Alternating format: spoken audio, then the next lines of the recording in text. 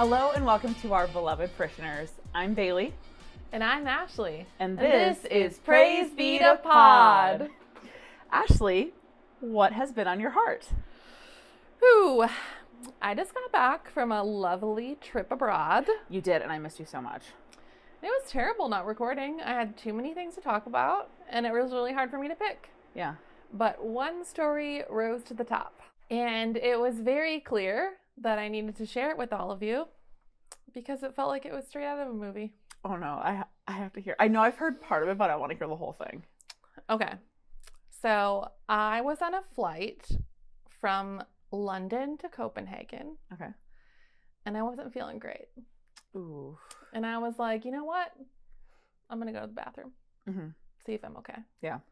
I was okay. Then I went back to my seat and I was like, I'm not okay. I'm not okay. It's always Gotta that go back. Second trip to the bathroom that the truth is revealed.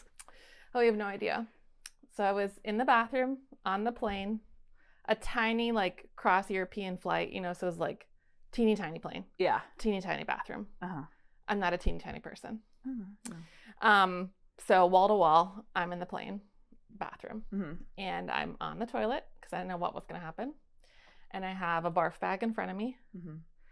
And I throw up in the barf bag, fill it up to the top. I was like, okay, that's what was wrong. I just had to puke. I'm fine. I have a lot of allergies. I get weird things happening. I'm used to this. And I was like, I'll be fine now. I got it out. I did not. I threw the barf bag away, and then I threw up again all over the bathroom. Shut up. Wall to wall. Ashley. Inside my pants. Oh my God. And I had one pair of jeans with me on this trip, like packed very light, like only a backpack.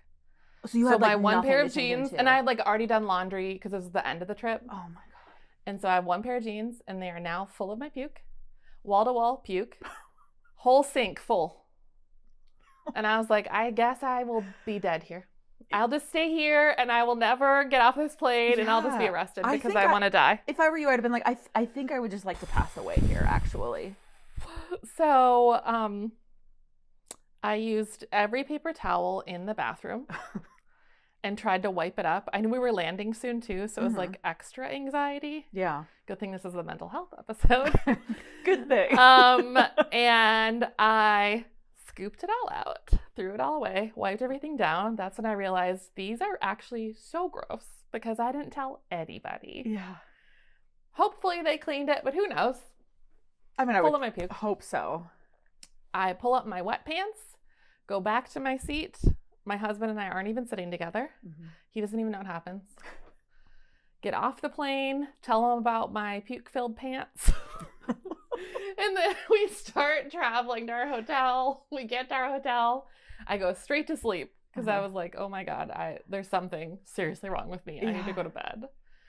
And wake up in the middle of the night, puke again. No. It gets better. Puke so hard I pee my pants.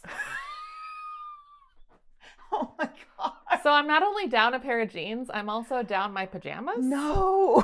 I have one pair of underwear left. And I just threw it all in the tub because I was like half asleep. Like I had taken a sleeping pill because I was like worried that I was sick and I wouldn't sleep. And I know you have to sleep if you're sick. And just kept cycling. You know, and then the next day I was okay. And then the day after that, so 2 days after the plane incident, I got sick again. And that's when I realized this was food poisoning. Yeah, I was gonna ask, like, how did you get sick? I got food poisoned in London. Oh. Yeah. Okay. Which, you know, we don't really need to go into that and throw that restaurant under the bus, but I won't be eating snails anytime soon. Oh, well, yeah. I don't know if I would have reached for snails in general, but I mean, like, I'm glad that you were putting yourself out there and trying new things. Yeah, it was Sophie's choice. Like, I really, like, that was the best of the choices that I had. It was like tripe, snails, kidneys. It was a weird restaurant. Was someone like, were you trying to show off or something? No, I was trying to be a nice, cultured person at someone's birthday dinner. Okay, gotcha. Yes. Mm-hmm. It was not by choice. The restaurant was not my choice. I was trying to be like a team player. Right, you're traveling, so you try to keep an open mind. Yeah. Yes, a cross-cultural experience in London. I won't be asking for that again. Oh my gosh. Yeah. So then I laid in bed on my last day in Copenhagen and cried. Oh, and you've wanted to go to Copenhagen so bad. I know. But bright side is I saved so much money because the Danish kroner is very powerful. And everything's so expensive that I didn't buy any food. So it was really cheap. I just got some like crackers at the grocery store and some sparkling water. And I went home. I respect that positive outlook. You worked really hard to find a silver lining to that, and I can see that. Although it was my part of the trip that I was planning, and my husband was like, he could take or leave Copenhagen. He had a great time. He loved the city. So he was like, when I was crying in bed, he was like, listen, we can come back. I loved it here. And I was like, okay.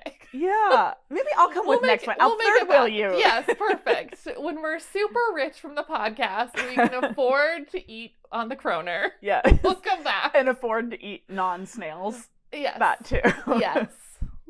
Oh, good. So that is my recent travel story that thankfully I'm now recovered from, but it did take a while, to get back to my like actual hunger cues, things like that. Yeah. Well, we're happy to have you back. Yeah, we're happy to see that you could live to tell about your tales. Thank you. Yes. I felt like I was straight out of Bridesmaids. Oh, yeah. Shit in the street kind of stuff or in the sink. It was pretty close. Yeah. Fair enough. But anyway, what's on your heart? Okay. So before I get into this, I feel like I need to include a disclaimer. Okay. Because I could see this going sideways real quick. Yeah. So I would like to say that the views and opinions expressed by this person do not necessarily reflect my own. That being said, I truly believe from the bottom of my heart that I could fix Theo Von. Okay. Do you know who that is? Yes, I know him from TikToks. Yes. Kind of like a country boy with a conservative attitude. Yeah, so that's kind of why I included the disclaimer. Okay. So like Theo Von, by and large, says things that I'm like, oh shit.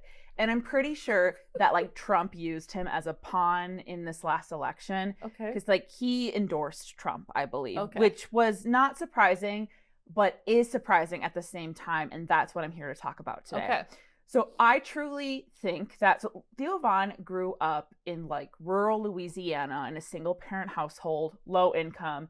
He doesn't just pretend that that's his background. I know celebrities love to pretend that they were poor. Mm-hmm. He actually was. He didn't just come from like a upper middle class family, like the real thing. And I think that the wrong ideology got him. And I think he was marketed the Republican Party. But I think that in his heart, like in his soul, he is on a journey to becoming a leftist. It happens to us all. Yes. It happened to me. And I think I'm the one to do it. Okay. I think that I could fix him, honestly. Like, he says, I want to be clear, so many problematic things that I do not agree with at all. And then, like, he will tell a story, like, there's this, like, one episode where he is talking about, he has, like, a guest who is calling in to ask questions. And it's a young transgender man. And the guy says, hey, Theo, like, I recently transitioned, but I'm trying to figure out, like, how to socially, like, become a guy. Like, do you have any tips for being a man? And you'd think that someone like Theo, like a conservative, would be like, oh, that's how can nasty, you do that to your bro. body? Yeah. But he was just like, oh, that's a good question. And he was like, how to be a man? And he was like, well, he's like, you can start chewing tobacco or wearing a hat. Guys really like hats. You could find a hat that you like, or like you could start like, I don't know. He just like starts really like listing off really like funny, classically masculine things. And then he says at the end, he's like, but in all seriousness, guy, like, we're so happy to have you. This is such a courageous journey you're on, and welcome. That guy voted for Trump. Yeah. Like, surprising. The math is not mathing for me. I do not understand this. There was also this other episode where he's talking to Post Malone. And Post Malone asked him, he's like, what do you like to do for fun? And Theo goes, he's like, well, he's like, honestly, he's like, I like to go fishing, man. Yeah. And I like to think about my friends. And I like to talk to my brother. Okay. And I like to pray for my friends. Oh. You would love all those things. What? Yeah. No, that, like, I don't understand what's going on here. And then he like has these episodes where he talks about like forgiveness and like how he had to forgive his mom for some stuff and like gets teary eyed. Like I do not understand. Like honestly, Ashley, give me 30 minutes in a room alone Yeah. with him, Yeah. and I will have him limping to the polls to vote for a Yes. Democrat. Yes, that was a sexual innuendo. I also have a crush on him. Yes, I think he is hot. I am sorry. I love a backward Louisiana boy with a sad story and mommy Yes. issues. Like, that Okay. is a match made in heaven for Bailee. But anyway, that's been on my heart, is how do I reach Theo Von and young men who want to follow in his footsteps? I believe in you. I really did. I really Yes. believe in myself Yes. too. So, Theo Von, if you're watching, I'm ready to ruin your life whenever you're ready, my guy. Perfect. So yeah, that's been what's on my heart. Okay, my favorite segment, Mhm. Trust and Obey. Okay. Do you have anything to recommend for people to trust and obey? Okay, yes, actually I do. So I used to listen to this podcast that I recently started listening to again, only because we started this segment, Trust and Obey, and I realized that like I hadn't been like consuming any media Yeah. except for like shitty TikToks. So I went back in the archives to see what do I like and what would I Yeah. like to share. Mhm. And there's this podcast that I really love called Old Gods of Appalachia. Wow, nothing sounds more like you. I know. Yeah, no, that is very like up my caliber. But basically it's this like old guy from like rural Kentucky who shares like folklore stories from Appalachia that have like a supernatural twist to them. Mhm. And it doesn't have like, I thought it was going to be kind of like a true crime thing, Mhm. but it's more like folky than that. Okay. And it's more like it opens up with like the sound of the wind blowing, and he's just like, it was a cold day in like Patuxent, Mhm. Kentucky, and you could hear like the witches like it was just Okay. it's so like folky and like kind of cheesy. Like crawdads, like where the crawdads. Yes, sing? kind of Okay. like that, but it's also really fucking scary. Okay. Like Yikes. the episode I listened to the other day was about a witch queen who lives in the mines and she eats kids. Okay. That and is this fucking like terrifying. A Grimm's fairy tale Well, it's just of Appalachia. Appalachia folklore, because they Okay, have a okay, lot okay. of supernatural lore. Okay, So, I didn't okay, know a little bit this. of history. During Pangea times, the Appalachia Well, Trail okay. and the Scottish Highlands were connected, and so when like the Oh. continents like broke apart, they obviously like have created their like own cultures and stuff like since then, but or like obviously like humans weren't even around then, but like once Okay, humans came about, but they have similar monster lore. Oh, interesting. It's really interesting, and it's like it's such a fun little like deep dive I like to get down, but there's a lot of like supernatural lore that intersects with like the cool stories of like the history of like the mines and stuff like that. It's okay, so cool. Mm-hmm. Hmm. Yeah, what about you? Do you have any recommendations? Okay, a couple things I watched while traveling. Mhm. One, I was behind a season, but the second season recently came out of America's Sweethearts, Dallas Cowboy Cheerleaders. I've been wanting to watch that. It's really interesting because it's a cult. Oh, for It's sure. like so culty. For sure. And really crazy. Like, I didn't realize it was so competitive. I didn't realize this was like #1 cheerleaders. The only thing they can like really dream to be is like an NFL cheerleader. And Yeah. specifically Dallas Cowboys cheerleader is like the top of the top. Mm-hmm. And so it's a lot about like their culture and how much they don't get paid and how they're expected to look. Mm-hmm. It's wild. I would absolutely love that. It also makes like sense to me that like it would become like a cult. Yes. Because I feel like girls who would like become Dallas Cowboys cheerleaders, they like rushed at like Alabama. Yes. They like probably had a cotillion, went to Yes. church growing up. I'm sure that a culty cheerleading squad Yes. was like they were a shoo-in for that kind It's of a very thing. Christian. Yeah, I could see Like, that too. They show a clip of them all at church, and the pastor's like, "God loves the Dallas Cowboys." Amen, brother. Which, like, Amen, sure, brother. sure, but like it becomes this like rallying cry of the church, and it's like, okay, Yeah. other problems in Dallas probably that God's more concerned about, but it's fine. It's No, fine. that's it. That's it. Yeah. So that's my recommendation for today. Oh, I love So that. we can keep it short. All right. So we are going to talk about mental health today. We certainly are. But first, we have a little trigger warning. We do. This episode includes conversations surrounding anxiety, depression, and religious trauma, which may be difficult for some listeners. Please take care of yourself and use discretion while listening. We are not therapists, psychologists, or medical professionals, just two people whose mental health and well-being were deeply impacted and shaped by religion and the culture around it. If you're looking for clinical insight or support, we'll include links to licensed professionals and trusted resources in the show notes and captions. Yeah, I think it's been really interesting to look back on and think about it, because when it was happening, I didn't really notice what was happening, Right. you know? Mm-hmm. So the church often treats mental health as spiritual warfare. Did you experience that? Absolutely. Yeah. Even more in or even more in charismatic sects, Yes. I feel like. Mm-hmm. I don't know about like Catholic denominations. Yeah, I or... wouldn't be able to speak to them either. Yeah. Mm-hmm. I know that like suffering is kind of put on a pedestal in Catholicism, Mm-hmm. which interestingly enough, it is also put on a pedestal in the charismatic church, yet is also demonized at the same time. It's very strange. I don't know if you've seen like both sides of that same coin, but it's like there's some suffering that's just like submission to God and spiritual discipline. And then there's like other suffering that is like, oh, you let like a demonic force into your life, or you lack self-control or something like that. So I think that a lot of times like ongoing struggles with mental health are because of your faith not being good enough, or like you said, like there's not enough boundaries in your life, or something you did is creating your mental health to be poor. Yes. Which can be true. There's things you can do to make your mental health better, you know, like sleeping and eating, but those things are hard when you aren't right. And accountability is also a big player. Like we have to like own our mental health issues and like decide like even if this happened to us, like we still have to like figure out how to take responsibility for ourselves. But the like obsession that the evangelical church has with like it being like completely your responsibility and like completely your fault brings it into like a really toxic ditch, I think. Yeah, and I was thinking and kind of researching when we were preparing for this episode, like where does this idea even come from? Like when we talked about the end times, I found so much information about like these ideas that we've been brought up with and learned so deeply were from one person. I know. And it was like a person just kind of like and it just like permeated itself all the way into our life. And this is such a big, impactful idea. I was curious, like, where does this come from?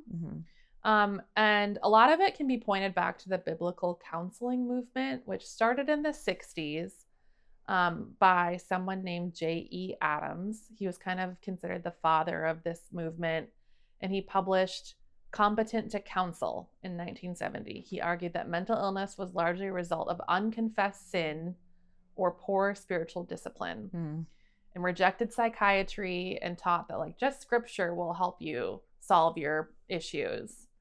And I think that this idea got really brought into our current religion and in the theology that's today through two major pastors that I knew of. There were more, but I didn't recognize their names. So the two that I recognize their names the most were John MacArthur, R.I.P. He recently passed away. And Mark Driscoll, which when is he I wish that would be true. What is the wrath of God going? What are the scales of justice going to balance on Mark Driscoll? So John MacArthur is really influential in conservative evangelicalism. He's known for being like literal with his interpretation of the Bible. Staunch Calvinist, which if you don't know what Calvinism is, it's like very, very strict ideology that everything that we do is predestined. Yeah, and whether we go to heaven or hell has also already been written, and there's not really much we can do about it. And so that kind of ideology leads to a lot of issues, but it kind of paints a picture of, you know, what side of the coin he's on. He is most known for being the pastor of Grace Community Church in California since 1969, and then he also has a radio ministry called Grace to You. He's obviously written a lot of books and commentaries and things like that.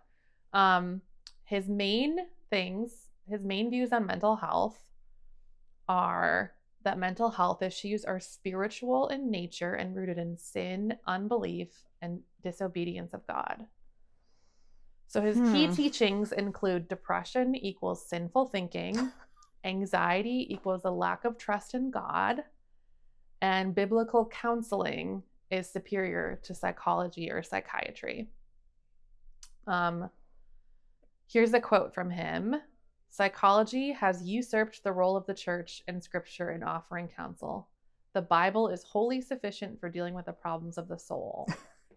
That is so interesting to me because it's like, it's interesting that this person believes that like we have complete control and responsibility over our mental health, but then also believes that we have no control over every moment to the next. It's like, how does that theory also like mesh with predestination? I mean, I remember when I was in college, the idea of like predestination or open theism was like the hot topic of the day. It was like the hot mustache guys who drank beer were like early Calvinists. 2000s. It was more 2010s that I remember it, but super crazy. And like, especially in the cities, because there were two notable pastors here that were on each side. Yeah. It was like John Piper and Greg Boyd. I don't know Greg Boyd, but we're like John the Piper. big pastors here. And I remember being like, well, if everything's already done, then like, I don't need to talk to anyone about God. I don't need to pray about anything. I don't need to do anything. Literally. Like, it just made me. I never resonated with that. I was just like, so confused. I don't like know why we do anything at all then. Yeah. But we'll have a different episode on that if we ever get interested in it, because like, I think I talked about it enough in 2005. Yeah. I also don't care. I don't care it's almost one of those things where it's like, it's too silly to even, I think, have like a meaningful conversation about it that is even remotely titillating. Like, I think I would just be like, oh, I've seen this before. Click. Oh, yeah. That's how I feel about the end times. Also, just while we're still on John MacArthur, some of his most controversial stances were his dismiss of trauma and abuse survivors, kind of saying like he was criticized for advising women in his church to stay in abusive relationships. John Piper did that too. We'll get into later how this happens, but and then during COVID, he just like denied that everyone was depressed and anxious. Like, how helpful? That's not true. Okay. You're just not Christian enough. Thanks, John. And then I know you've been a long time #1 fan of Mark Driscoll. If you want to talk about him a little bit. I would love to talk about Marky Mark. Okay, so Mark Driscoll, if you have never heard his name, if you are online at all, you have likely seen him on Reels, because I feel like he has kind of invaded the manosphere. So a lot of like, he's showing up on a lot of red pill content. I think it's intentional. Like, I think he's trying to like captivate that audience because he was formerly the pastor of Mars Hill Church in Seattle. And when I just want you to say, because I know we've mentioned it before, but what's red pill content? So it's just like a lot of the like hyper masculine or toxic masculinity content that's like particularly online. So think like Andrew Tate, Theo Vaughn, unfortunately. For now. I'm coming for you. And then like, I don't know, there's like other people. I think like Jordan Peele is kind of, or not Jordan Peele, what? Jordan Peterson. I was like, what? Jesus H. Christ. Take that out. I was like, my Lord and Savior? No. I was about to bother. Jacob was like, I'm sick of this podcast. Jordan Peterson. That was a close one. Wow. It's an honest mistake. Yeah, Jordan, they're the same. And P. But yeah, I would also recommend, there's this really great podcast called The Rise and Fall of Mars Hill. Have you listened to it? Of course. It's great. It's really good. It's really well done. It's very well done. It's actually produced by Christianity Today. Yeah. Which I think is fine. They do a good job. I think that they're okay. They don't go as, so I was like listening to it today and there were like a lot of ads for things that I was like, I don't know if I want to like recommend this podcast fully because it was just a lot. It's still very Christian. And like, I'm a Christian, but just like, I don't know. Like, I wouldn't universally, and I haven't listened to all of it, but it is excellent in and of itself. The podcast. I've listened to all of it, and I kind of liked that it was. One of my friends was just talking about this the other day, and she said I liked that it was the call was coming from inside the house. I do like that. I think that was really instead important. Of like if the New York Times did it or something, like it wouldn't have felt quite as authentic. Yeah. But it being, a Christian organization kind of saying like, no, this really was a problem. It was a problem. And it also offered the angle of like, this is a problem, but like, this is what the Spirit of God is doing to counter that. Yeah. Which I do appreciate that. But I mostly just like would recommend it with a disclaimer. Like if somebody is just like really triggered by like religion at all, that might not be the best approach. Yeah. Because it still is said through like a Christian lens. But I really like that podcast a lot. So I would recommend The Rise and Fall of Mars Hill. Totally. I would too. Mm-hmm. Yes. To give you a little picture of things that he would say, he preached that real men don't show weakness, cry, or admit pain. It directly discouraged men from addressing trauma, depression, or anxiety, labeling these things as effeminate or weak. And then he also said, this is a quote from him, Jesus is a prize fighter with a tattoo down his leg, a sword in his hand, and the commitment to make someone bleed. Hot. So it just kind of made Jesus this hyper masculine, man that he never was in any part of the Bible. Also, like, it's so funny because Mark Driscoll clearly thinks that emotions are for women, but is so emotional. Oh, totally. He like I'm sorry, you cannot preach from the pulpit how feminine emotions are and also throw a tantrum every time somebody tries to like offer any corrective criticism. Well, throw a tantrum every week from the pulpit. Literally, he's constantly screaming. He had no self-control or tact whatsoever. And I'm just like, what do you think like anger is? That's the whole problem with politics today. Is like all these men have too many emotions. Yes, they're too emotional to run the country. Okay. Anyway, so that's kind of where these big ideologies come from, is this original idea from some old guy, and then these two pastors that have infiltrated their way into today's psyche for Christians and maybe beyond. I think a lot of people have this idea that, oh, it must just be me, I'm the problem. Oh yeah, I don't think that's like exclusive to Christianity. Yeah. I think that people are just like, there's a lot of stigma around mental health in general. But we do want to focus on how religious trauma can mimic symptoms of PTSD. And I found this research in the Religious Trauma Institute, and this was cited in 2022. It can mimic these symptoms, including nightmares, hypervigilance, depression, anxiety, and then later we'll talk about OCD, and even more serious issues that religious trauma can really bring up in your life. So we're going to get really deep today. But first, we kind of want to talk about our own personal mental health journeys, and then we'll keep going. We certainly will. Yeah. So I'll just go ahead and start. So a little background with me. So mental health and substance abuse issues runs like genetically in my family. But a lot of people in my family at one point in time had what they called like a conversion experience, where they all kind of migrated from like, on one side of the family it was Catholicism, the other side it was just like more conservative Protestantism, to the charismatic movement. And so I think with that, a lot of them believe that they were like delivered from some mental health stuff. And a lot of it is their story to tell. But there are people who still, I think, suffer secretly with a lot of substance abuse, who have still like gone to rehab and things. But a lot of it is just like, oh, they had like a flare up of the flesh or something like that. But clearly there are still like very like intense things still going on. And I'm one of them, actually. I definitely have struggled both with substance abuse and with various mental health issues. After my dad passed away, I was clearly depressed growing up. But, you know, it was just like, I mean, people noticed, but I think that like it was met with a lot of like, Bailee is spoiled kind of behavior. What? I think. Yeah, because my mom and her background, she had such a hard childhood. And her dad actually passed away too when she was a kid, at like the same age I was. So I think in her mind, it's like, I mean, she was like so compassionate about what happened to me, but in her mind, it's just like, that was just like one of the things that happened to me. And so I think that a lot of it was just like, I think that the idea of me being depressed didn't seem possible because like, yes, compared to her childhood, she set us 7 generations forward in privilege and to health. But like, so I think in like, there was a part of her that was probably just like, so like, there's no way that my daughter could struggle with depression because I worked so hard to get our family out of that pit that we were in. And so to that, I understand how, as a mother, that would be like hard to come to terms with.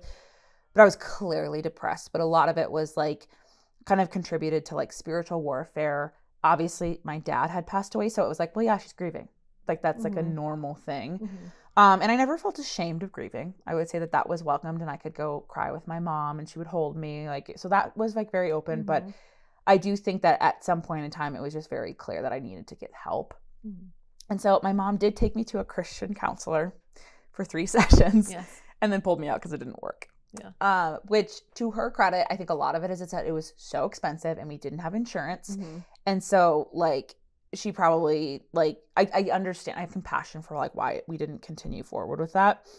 But I also had like a lot of anger issues and was frequently told that I was bringing strife into the home. I don't know if you ever thought that, but I was told like multiple times that like I was the one bringing like anger and strife, as she said, like into our home. So there was a lot of blame put on me. Do you know what you were angry about? Just about your dad not being there? Yeah, and just like I like think I was angry growing up in the church that I did. I didn't really want to be controlled by religion, but I couldn't really recognize what that felt in my body. Yeah. I hated being under a microscope with all of the like people in our church. Daughter. Yeah. And there were also things going on too that I'm not ready to talk about, but it was just like, it was enough to like have the blues, I guess. Yeah. And so I also just grew up in like a small poor town with 146 people, so I was just there just weren't a lot of opportunities. Like I just like grew up in like I was just so rural and so remote that like you just have to get really creative to entertain yourself when you grow up like that. But anyway, a lot of stuff too kept on like obviously surmounting when I became a teenager, but there was just a lot of talk about it being spiritual warfare when it was just like, well, I'm also just a teenager who's just like mad at their mom. It's not everything is demonic, but everything was demonic. Yeah. So I got really obsessed with like personal development and like reflection and like obsessed with having like spiritual breakthroughs. And I just became like obsessed with getting better. Yeah. Because I felt a lot of shame too, because I really wanted to be more stoic and pull yourself up by your bootstraps, but I was just like, I'm a highly emotional person. Even in my healthy with that, even in my healthy place, I am very emotional. So I felt so much shame. And I also remember being stoic and very like matter of fact was really rewarded in my environment, and being like easily offended or emotional was like seen as like a spoiled child behavior or like a pathetic person. Yeah. And like our family were like farmers and truck drivers. So there was just a lot of that. Like, I think there's a lot of grit, honestly, in our family. And so anything that didn't look like it was like, just really discouraged. So fast forward to the pandemic. I finally got a job with healthcare for like the first time in my life. Wow. So I started going to therapy, and I had gone to like therapy before, but it was like sliding scale. I couldn't go for very long. It was a person in training. They were fine, but it just wasn't what I needed. And so I got into therapy, and I didn't have a lot to do because all I did was work and then was home by myself. I didn't have I only had a roommate for part of the pandemic. Okay. So I just got really serious about it. And my therapist diagnosed me with PTSD. And recommended EMDR therapy. And so we dug deep into like everything that was going on. And then I also got medicated, and things are so much better now. Yeah. Like I feel like life as an adult is so much easier than it was as a kid. And I feel so much relief and pride just like of the work that I did too. I will say recently I kind of felt like I took a couple steps backwards, which was maybe like good for the podcast, because I think honestly I would have come into it being like, I don't have any issues. I just pulled myself up by my bootstraps. But now I'm just kind of like, all right, this is like cyclical. I'm going to have to like return to, there might be a little bit of a loop of healing sometimes, but that's kind of been like a general overview of my journey. But what about you? I was like so into your story. It's hard. Oh, any questions? You were active listening. So active. I was just like, oh wow, so many things really I didn't care know about what I have to say right now. Questions. I would say I didn't realize it was so recent that you went to therapy. I mean, COVID seems so recent. I guess it is 5 years ago. Yeah. How often were you going? I was going once a week for an hour. For how long? Probably 3 to 4 years. Oh wow. Yeah. That's a lot. Yeah. And I really dug in. I did EMDR too, which is very intense. Did you do it in person or were you remote because it was COVID? Remote. Did you do it with, do you want to explain what EMDR is? Yes. So it's this like type of therapy that helps. So like talk therapy can be helpful to certain people, but when you have PTSD, it's a trauma that lives in your body. So you have to do body work to remove it because the trauma lives in the body. Yeah. And you can get stuck in like therapy like loops. Like if you have PTSD or trauma, you probably are a chronic overthinker. And so more overthinking in therapy is not going to help you. So, like just traditional, like talking to a therapist about your problems and not doing anything with your body, which they call somatic therapy. You might never get anywhere. You might never, yeah. And talk therapy is great. And it's really great for so many issues. It just was not, like, to me, I was like leading the sessions and I was like, here's my problem. Here's what I've been thinking. And my therapist was just like, I mean, yeah, but you're not healing. So I think that it was just kind of like it's just, I can think all the right things, but like, it's never changing in my brain. It's never changing my mental being. Right. Yeah. And I was also just clearly having so many intense bodily responses to certain things. So EMDR basically, there's different variations of it, but the kind I had was you kind of get led into this, like, it's not hypnosis, but it's this like inward state through just like mental practices.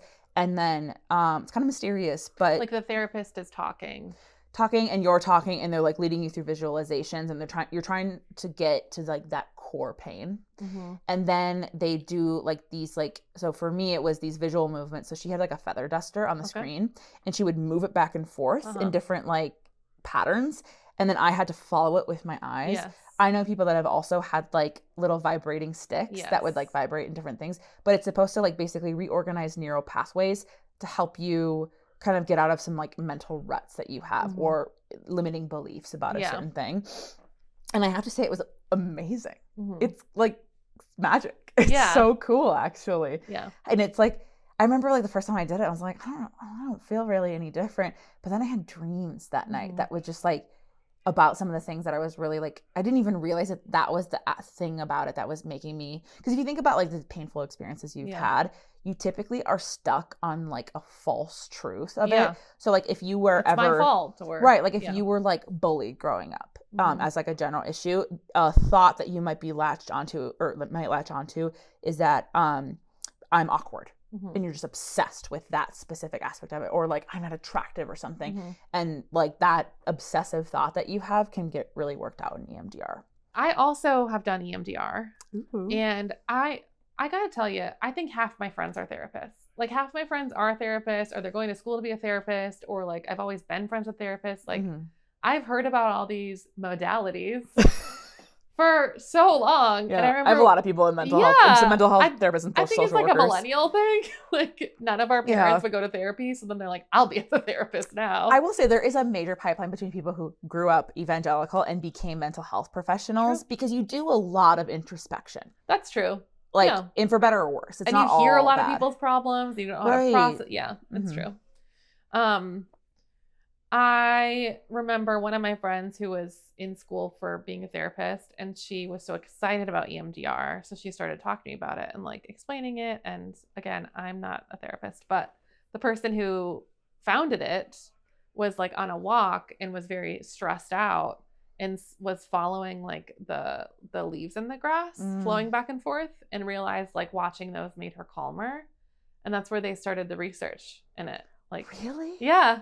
Wait, I love that because it also just shows how interconnected everything is and that nature can heal you too. Yeah. I did not know that was the origins of it, but that is so lovely. And the most successful thing for me when I'm having a lot of mental health issues is walking, because walking uses both sides of your brain too. And like, I get really interested in this because I studied neurolinguistics because I'm like such a nerd. And I studied a lot about like, why can I remember these things and not these things? And a lot of it is if it's connecting both sides of your brain, that's called lateralization. Okay. And that creates deeper pathways in your brain when it's going from one side to the other. And that's why walking or your eyes moving from one to the other like changes your brain. Really? Yeah. I also want to like hype you a little bit. You did not just study linguistics, you have a master's in linguistics. So you actually are the authority on it. Yes. It's not just something like Chat GPT. Like, hey chat, where does language come from? And now I'm in marketing for a travel company and I have a podcast about religion. Honestly, I feel like, okay.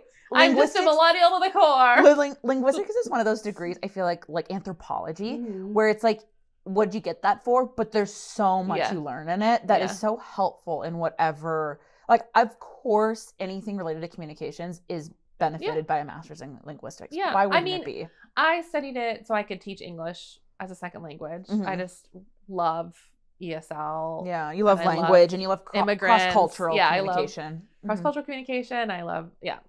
We're getting way off topic though. But anyway, I learned about the brain a lot when I was studying. So it like connected with the things my other friends were studying about therapy, and it's really worked for me. For sure. Yeah. It's been great. Yeah. Mm-hmm.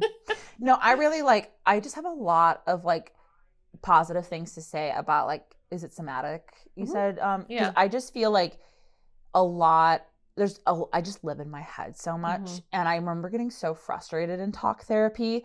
And I also can just see very obvious like ruts that people get in with just like ruminating over the same issue and being like, oh, I like saw a TikTok and they said I might have like autism or like things that are like not necessarily untrue. Yeah. But like, I don't believe in self-diagnosing for that reason. You can like have like hypothesize, but like not, you need to be in a clinical study for that or clinical research. But like, I also believe that like there's so many things that we can heal from without understanding it. And we get so obsessed with wrapping our minds around like, why did this happen? Why am I the way that I am? But there's so much like freedom in somatic like therapy because it like just releases your body from like the grips it has on this stuff. And it has been the most effective thing for me, just getting more into my body. So I'm just like such a proponent of that. Yeah, me too. And I feel like a lot of people who have suffered under a high control religion, they've had to learn to disassociate from their body. Right, because we're told that our bodies are like lying to us and that we're sinful. And that we're born evil and that our flesh is against us. And we've talked about this a little bit in the past. It comes up a lot because it was something that was drilled into me really hard. And I didn't realize how disconnected I was from my body until I was like in my 20s and having serious anxiety. And like, I was in therapy last week and I had a memory of like when I first started having anxiety. And it was like when I lived in a very rural town. My parents, and like, we don't need to go into all these things about our parents, but like, we obviously know that our parents did the best they could. And, you know, like they were working with very little and they did whatever they could. Right. To, and, like, we do want to like also locate the difference between like an abusive parent and ones that were like, we did not have access to the information. And like, I didn't have an abusive parent. Yeah, me neither. I My think parents loved me. I was exposed to abusive ideology, but I was surrounded by love. All that misguided. My parents were very young when they had me. I think I've talked about before, like there's a picture of me at my dad's high school graduation. Like it's so like they just didn't really have a foot up, you know, like is that a leg up? That's the thing.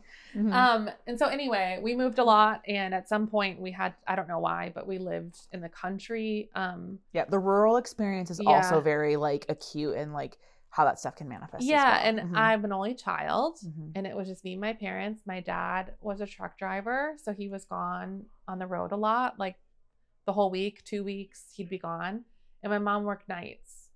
And so a lot of my time living there, I think I was like 8 or 9, I was alone and my mom was sleeping because she had like worked the night before, or I was with a babysitter overnight at my house, and then my mom would come home in the morning. So I was alone most of the time. And I remember I was like super traumatized by an episode of Rescue 911. For some reason.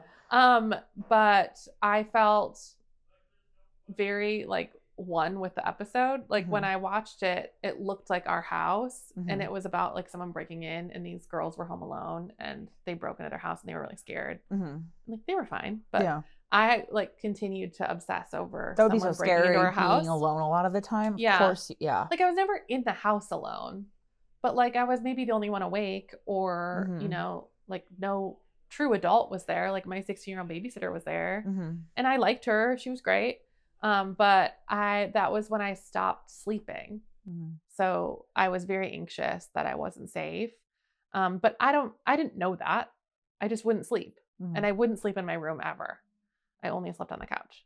So I think that anxiety has stayed with me a long time. And then I think I got a lot of anxiety around all the things I was hearing when I was on staff at our varsity, and just some other things I'm also not ready to talk about that happened to me when I lived in Arizona. And just things I wasn't ready to deal with. And I remember I had a really, really wonderful boss when I worked for University in Arizona. And she was like, I think that it would be really helpful for you to go to therapy. And she gave me a reference for someone who specialized in what I was dealing with. And I remember I desperately needed it, but I would go into the parking lot and sit in my car. Like I couldn't go in. I just like couldn't do it. I don't know if I was scared or what were you feeling in that moment when you're like in the car trying to get yourself to go like in? Dissociation or avoidment, like just avoiding. Yeah. Like I'll just let it go. And from there I went on and like was a missionary in Asia, still hadn't gone to therapy, but like was crippled with anxiety. I remember I didn't sleep the whole year I lived there. Yeah. I had insomnia over and over and over again. And my mom had always prepared me for any mental health issue I could have. She was very aware. Her mom had suffered with horrible mental health issues. Like she was institutionalized in the 60s. Like, oh man, it was really. I'm like, sure that was shock treatments. Like it was really electrotherapy. bad. I think that's what it's called. Yeah. Yeah. So my mom was very sensitive to all of it, Yeah. and she was like, if you ever feel this, like medication isn't bad. Like she was definitely a proponent of. Wow. Anything that is helpful that probably would have helped you a lot, if you had a voice like that in your life. So it was never that it was taboo. It was more just that like I couldn't face what I was dealing with, and I couldn't face myself. And I don't know if it's like from the religion or it's just it was too deep in my body and I disconnected from my body so much I couldn't grasp it. And I remember when I was in Asia. I think I talked about this in my origin story, but like I'd written a really dark report and my leader was like, maybe you should go to therapy when you're back in the States. And I was like, I think it's probably time. Yeah. Like I was kind of at the end of my rope. So I went and it was like, therapy 101, like boundaries and like listening to your heart, like things that were really hard for me. Yeah. And now when I look back on it, I was like, I've gone real deep into therapy and like these things are the beginning things that create a structure for you to be able to heal, and so then I did many, many years of therapy after that. And my anxiety continued to increase. And I think part of that was like continuing to be within the evangelical faith that I was struggling with a lot that I've talked about before. And then being married in a bad relationship.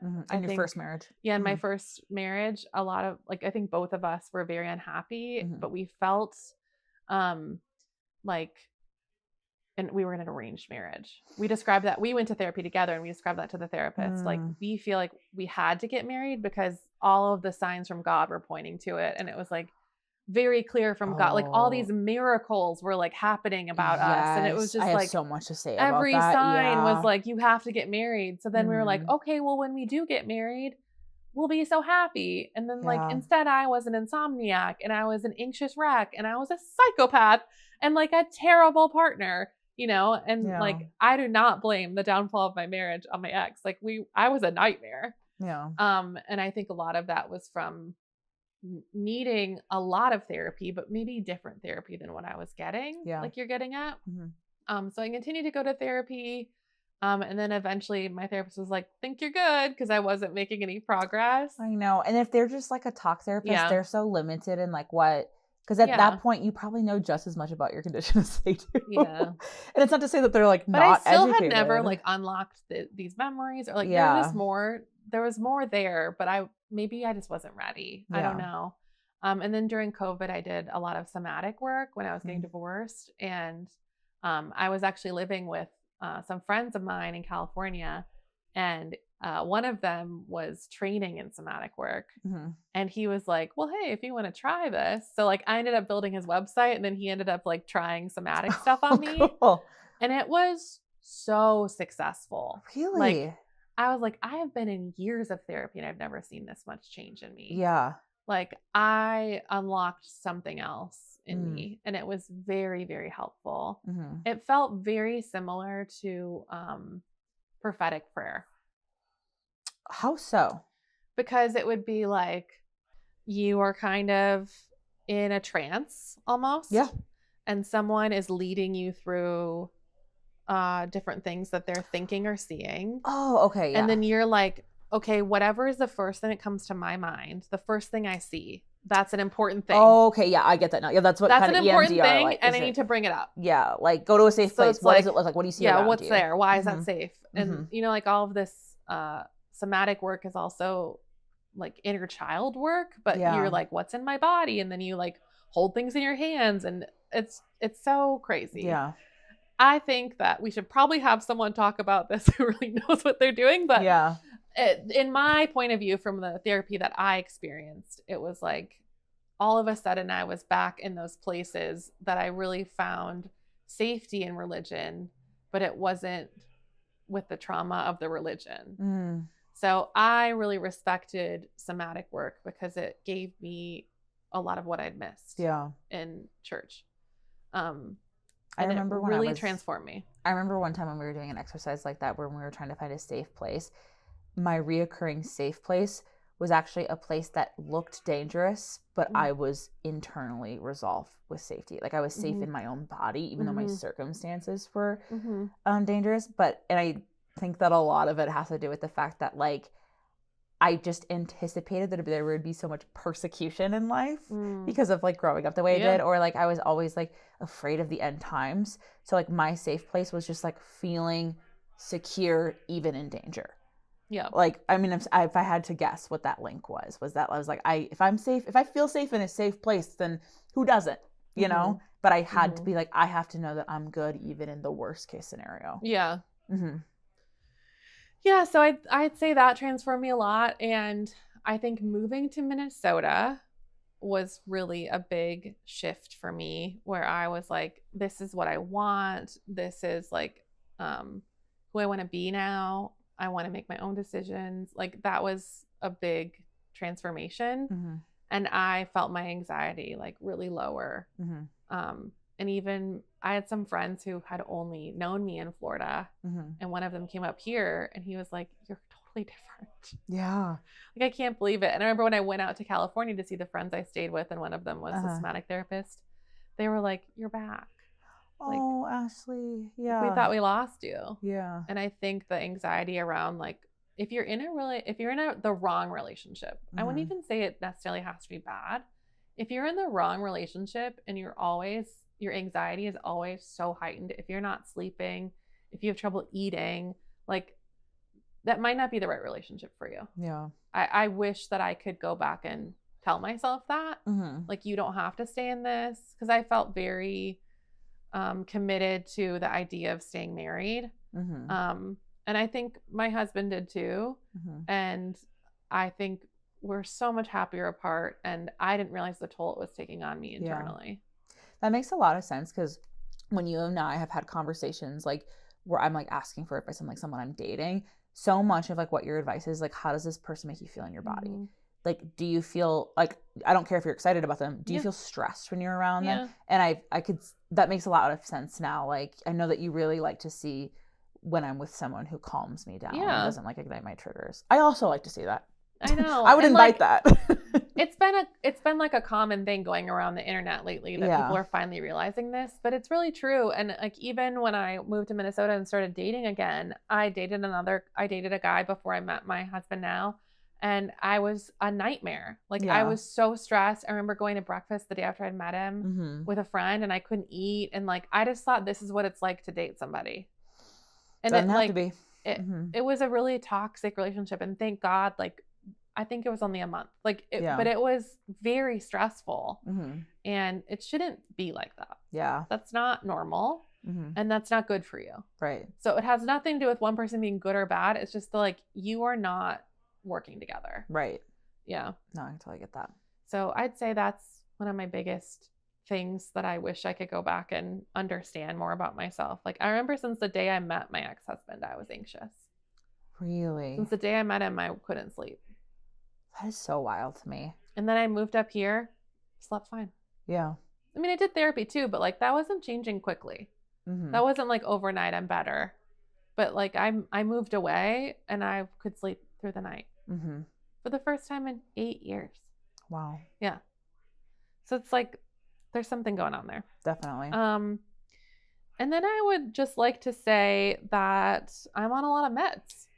I am It's too. just like really helped It's me a really lot. nice. Yeah. Yeah. I would say for me, I have never experienced long-term depression. Mm-hmm. I've seen it in many people, but I've only had to experience situational depression. Mm-hmm. But I've had a long relationship with anxiety. And I think a long relationship with ADHD, and I didn't know. Mm-hmm. But like you all know, I Which finally have got so on much meds. crossover symptoms Yeah. like PTSD and ADHD can. Yeah. Mm-hmm. And I would say for any anxiety med I've tried, it hasn't done much, but it hasn't hurt. And I'm on something for like chronic pain because that's a long story, but it also treats anxiety and depression. And then I'm on my ADHD meds, which have been the biggest change I've ever seen in a medication. Mm-hmm. That's like been the real thing that made a difference for me. Mm-hmm.